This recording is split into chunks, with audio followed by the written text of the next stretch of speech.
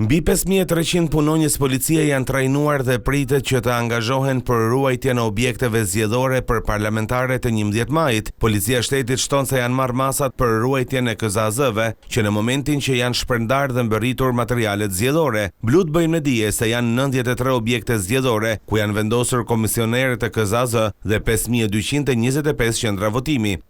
Shërbimet e policisë janë të planizuara me ruajtjen e objekteve që do të shërbejnë si qendra votimi, do të instruktohen ditën e shtunë paraditja dhe më pas do të shpërndahen në qendrat ku janë të planizuar me shërbim. Ditën e diel, që është dita finale, me dorëzimin në mëngjes të objekteve që shërbejnë si qendra votimi, punojësit e policisë do të tërhiqen nga vend grumbullimet e përcaktuara dhe do të rikthehen për të bërë shoqërimin e materialeve zgjedhore në drejtim të KZAZ-ve në orën 19.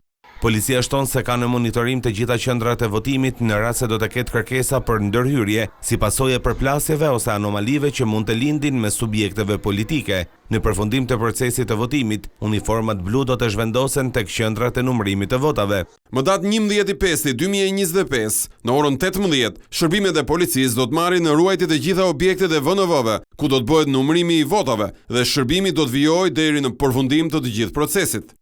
Sipas policisë janë referuar në prokurorinë e përgjithshme dhe në SPAK 37 raste për krime zgjedhore, ndërkohë blut apelojnë qytetarët që të denoncojnë rastet kur atyre ju ofrohen shuma parash në këmbim të votës.